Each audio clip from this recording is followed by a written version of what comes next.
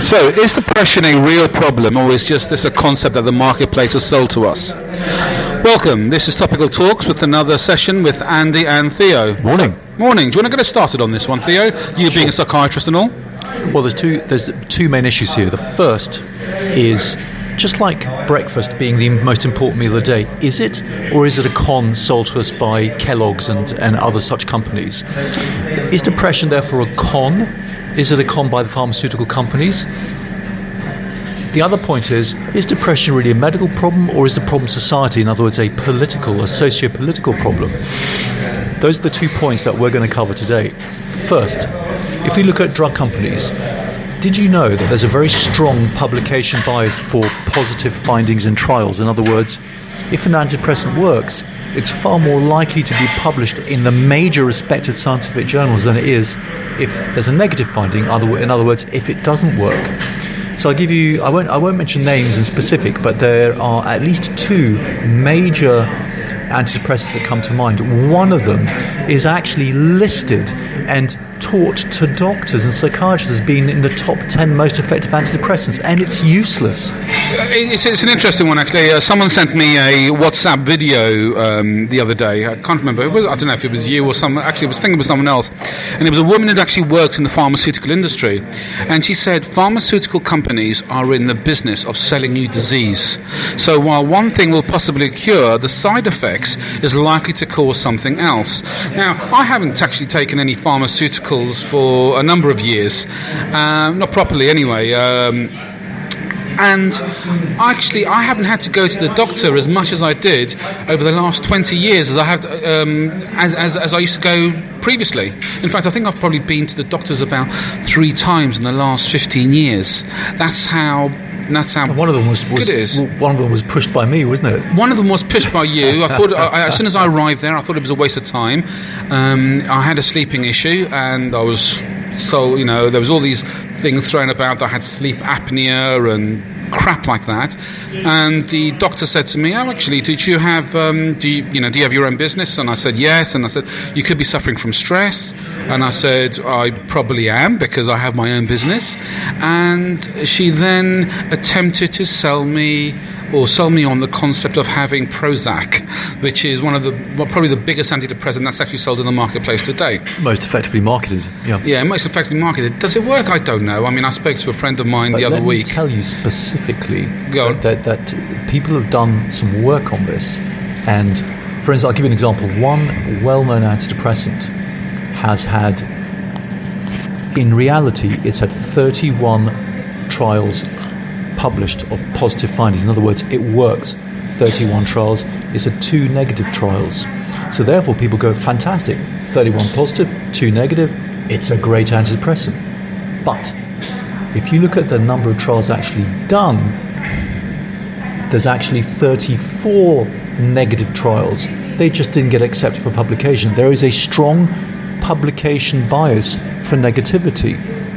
Basically what sells, same in the media. They sell bad news, not good news. In the medical journals, they sell good news, not bad. Yeah, but you see, the medical journals are very much influenced, particularly, or they very much influence politics, and some of the decisions that politicians have actually made are to actually benefit the pharmaceutical companies. More to do in America when they have lobbyists and things like that than do in the UK. I remember reading an article not so long ago, and I know Nick Clegg was a very firm believer when he talked about cannabis, for example.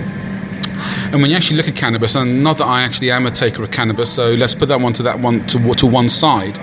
But one thing about cannabis is it's not I think it was the American Medical Institution or something along those lines actually had to admit that cannabis kills cancerous cells while not harming any good cells in your body.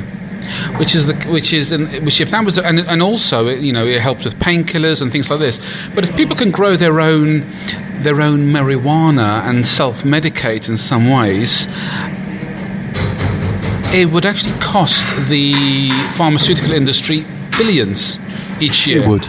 The trouble is marijuana also makes people go psychotic and increases the likelihood of developing schizophrenia if you use it as a teenager. Well, apparently it depends on what strain it is. As I said, I don't know enough about it. I don't take it, although I did go to college, so I'm not going to paint myself as an angel when I was a little bit when I was younger but side. What you said about pharmaceuticals and politics being hand in hand or hand in glove is very interesting, because of course politicians, let's face it, they want to get re-elected, they want the quick fix. So they've been pushing for doctors to try and make people more healthy, more positive. If they're more positive and happier, they're going to vote for them.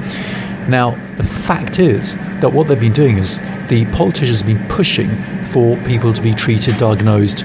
So if you're diagnosed with depression, there's a treatment for it, you get better, and you're going to vote positively. Fact is that the politicians are completely wrong. Let's look at the statistics. Why are we doing this talk in the first place? The reason is that this week, the WHO has said that 20%... Can you just clarify what the WHO is, please? World Health Organization. The World Health Organization, okay. It is the gold standard. It says 20% of the population has clinical depression. 1 in 5. It is the biggest killer. But that wasn't the case 20, 30 years ago. Well, probably even 50 years ago. Over the last 10 years, the prescription of antidepressants has doubled. Here's the thing. Also this week, there's a study on adolescence, and it's found out that 25% of girls, 10% of boys are depressed. It's an interesting one, actually. I remember I was a bit concerned when my daughter was at primary school, and I think this comes to do with certain standards as well as that we actually meet, and we are so busy to cover our children in cotton wool and the earlier stages of life that we don't actually prepare them for adulthood. Now, if you actually go and look at animals in the wild, their objective or their purpose is to actually teach their young how to survive, how to look after themselves, how to feed themselves, how to gain shelter and things like this. With our children, we seem to be taking away that natural ability to actually become self-sufficient, self-reliant, And what's happened is, I remember seeing her homework one day, or some of her work in her school books when I went to the school, and you got a tick for something right, but you got a little dot sitting next to it if you got it wrong, which was indicative of something that actually it was wrong, so go back and do it again. So all of a sudden, they've been led into this false sense of security that they are actually... that they don't actually have to challenge themselves to actually improve and then find a solution. So when they get into the workplace, you're dealing with a totally different world, and you're dealing with people who can't deal with the pressure because they weren't taught how to deal with pressure at the earlier stages. And if it has to happen in primary school, I'm not surprised that adolescents are going through the pressure of exams. I didn't have the pressure of exams when I was a kid. That's definitely part of political correctness. But here's the thing. I think is just symptomatic of the sickness of society in general. Because what's happening to kids nowadays, there's more and more pressure academically.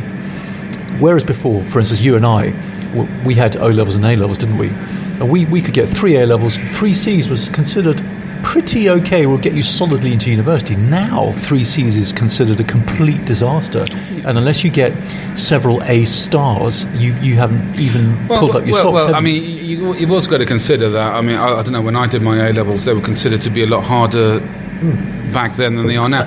I don't know how true that is because I've never done an A level. But also, in this day and age, when we had a degree, you were guaranteed to get a job. Now, a degree is nothing. I mean, you might as well go home and sit on PlayStation.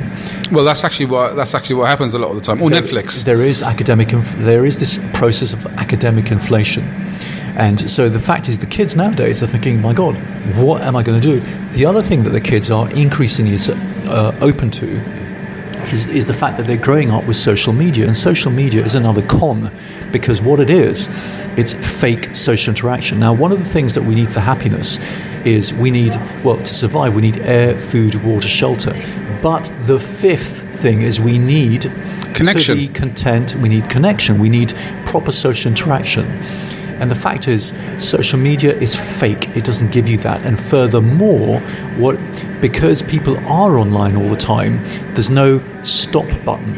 And without any stop button, there's an immense sense of pressure on people. Before there was always, before social media, you do something and you'd run out of stuff to do and you stop. With social media, there's endless Instagram, there's endless Facebook, there's endless things to be looking at and going through and ticking. There's endless things. There's endless things not to go out. You've got Netflix, you've got Amazon Prime, you've got television. If people still watch television, I'm not sure, because we don't really even put the television on in our house. You have social media. There's so many. You have PlayStations, you have game sold. All these things are done from a sitting down position, which means you're not physiologically getting any exercise, you're limiting your exercise intake.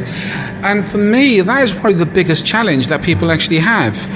They don't do enough exercise, they're not changing their physiology, they are not becoming fulfilled because they're not living a sense of purpose as to what they actually want to achieve. And particularly when you go to university and you come out of university and you can't get a job, and many of them are now going to work in McDonald's, I've read, and things like this. So ultimately, they're actually underachieving to what they believe they could achieve.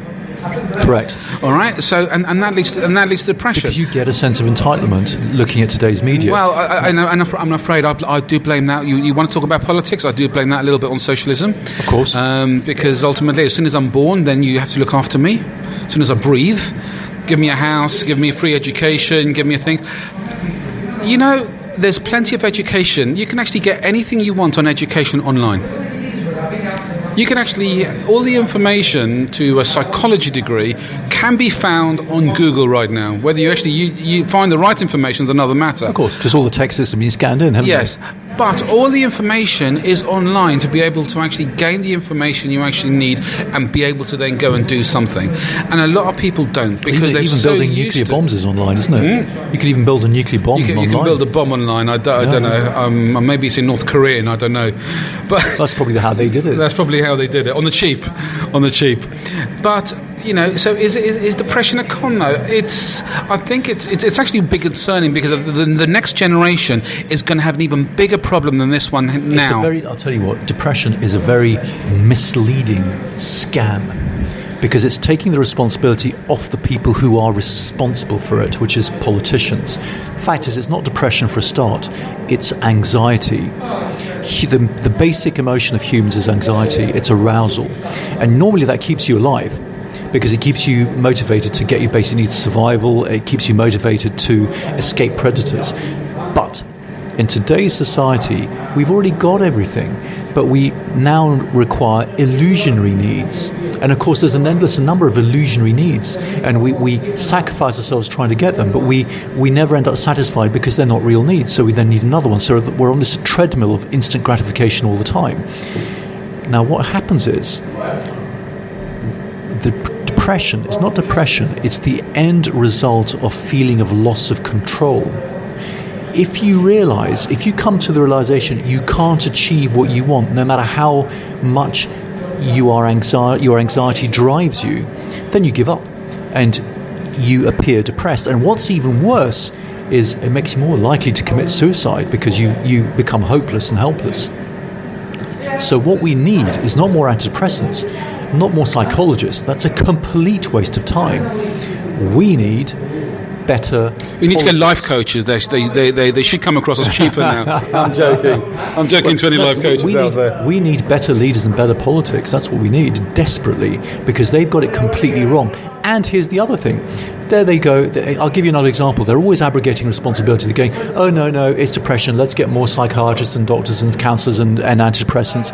Oh, terrorism. Oh, let's get more police, and let's give more severe punishments. The fact is, terrorists, most of them, particularly the homegrown ones, are normal people. Most of them are just like you and I. What happens is this. There are push-pull factors of terrorists. The first is where you feel that you are alienated, you're marginalized from society. The second is where you feel your particular subgroup to which you belong is being pushed and victimized. And the pull factors are being welcomed in. So is that so? And So being a sense of a family, sense of belonging. I don't know. So is terrorism is that indicative of depression, which is why they go and seek? It's seek another outcome. a dopamine fix, in effect. Well, it's terrorism is another outcome of the category of depression, but also, of course, those who are depressed then seek other things Because they're not gratified. Well, and what happens is they're brought into, they're made to feel connected, because a lot of these terrorist groups are very welcoming and warm, and it's lovely to suddenly feel connected